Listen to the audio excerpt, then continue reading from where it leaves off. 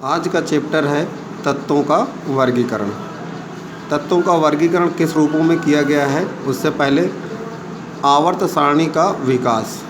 आवर्त सारणी का विकास 1817 से डोबेराइनर तथा अनेक वैज्ञानिकों ने मिल करके तत्वों की खोज की और उसके बाद नए नए वैज्ञानिक आते गए और आवर्त सारणी संशोधित करते गए, जिसमें से कुछ महत्वपूर्ण वैज्ञानिक निम्न हैं। नंबर 1, डोबेराइनर का त्रिक सिद्धांत। डोबेराइनर ने ज्ञात सभी तत्वों को लेकर के त्रिक नियम दिया, जिसमें बताया कि यदि 3 तत्वों को लेकर के पहले और तीसरे तत्वों के परमाणु भारों को 2 या 2 से भाग देने पर बीच वाले तत्व के परमाणु भार बराबर होता है।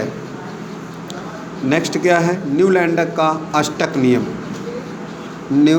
न्यूलैंड ने ज्ञात सभी तत्वों को अनेक परमाणु भारों को कुछ इस क्रम में व्यवस्थित किया कि प्रत्येक 8वें तत्व के गुण प्रथम तत्व के गुण से मिलते जुलते हैं। जैसे अष्टक स्वर में प्रथम स्वर की पुनरावृत्ति होती है, इसे न्यूलैंड का अष्टक नियम कहते हैं।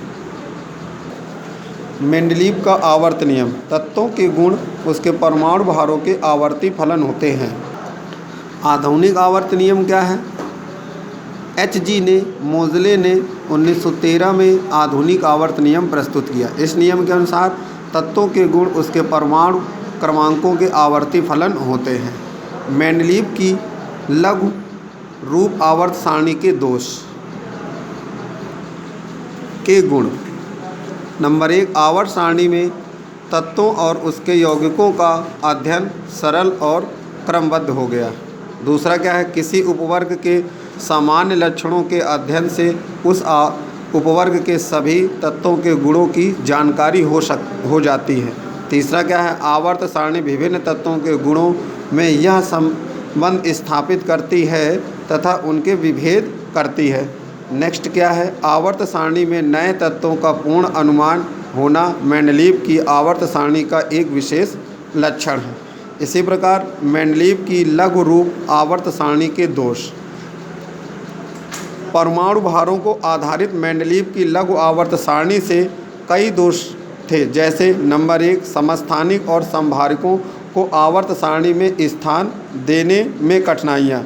दूसरा पॉइंट है, आवर्त सारणी में हाइड्रोजन का कोई निश्चित स्थान न होना। न्यूलैंडक और एक्टिनाइड श्रेणियों के तत्वों के लिए आवर्त सारणी में स्थान न होना। दीर्घ आवर्तों में तत्वों की सम और विषम श्रेणियों का क्रम न होना। तत्वों के विकर्ण तथा क्षैतिज स्तंभ न होना।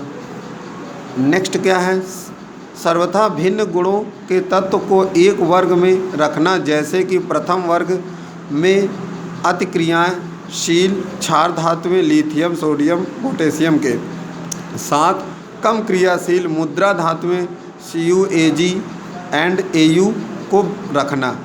दीर्घाकार आवर्त सारणी। रॉग वार्नर और बरी एवं कई अन्य वैज्ञानिकों ने इलेक्ट्रॉनिक विन्यासों को तत्वों के वर्गीकरण का आधार मान करके एक आवर्त सारणी निर्मित की, जिसे दीर्घाकार या प्रवर्धित आवर्त सारणी कहते हैं।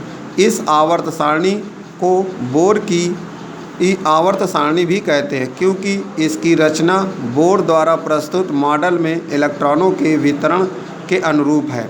दीर्घाकार आवर्त सारणी के मुख्य लक्षण। दीर्घाकार आवर्त सारणी के मुख्य लक्षण इस प्रकार हैं। नंबर 1, दीर्घाकार आवर्त सारणी में 7 क्षैतिज कॉलम और 18 खड़े कॉलम होते हैं।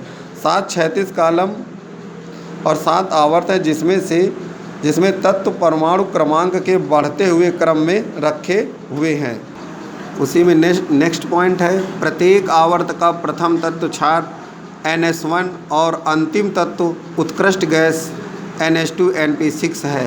प्रथम आवर्त में हाइड्रोजन 1s1 और हीलियम 1s2 है। दीर्घाकार आवर्त सारणी में इलेक्ट्रॉनिक विन्यासों के अनुसार तत्वों के 4 खंड हैं। नेक्स्ट पॉइंट है, एक आवर्त में बाएं से दाएं जाने पर तत्वों के गुण बदलते हैं और अगले नए आवर्त में गुणों की पुनरावृत्ति होती है।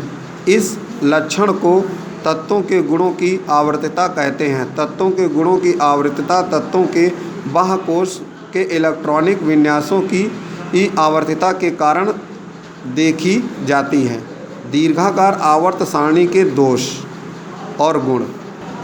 दीर्घाकार आवर्त सारणी में कई दृष्टिकोणों से अधिक उत्तम सिद्ध हुए हैं। दीर्घाकार आवर्त सारणी ने मेंडलीव की लघु आवर्त सारणी के कई दोषों को दूर किया है, जिससे निम्नलिखित मुख्य है। नंबर 1, सर्वथा भिन्न गुणों के तत्वों को एक साथ एक वर्ग में रखना, जैसे प्रथम वर्ग के अतिक्रियाशील क्षार धातुएं लिथियम, सोडियम, पोटेशियम आदि के साथ बहुकम क्रियाशील मुद्रा धातुएं Cu, Ag एंड Au को रखना मेंडलीव की लघु रूप आवर्त सारणी का एक प्रमुख दोष था।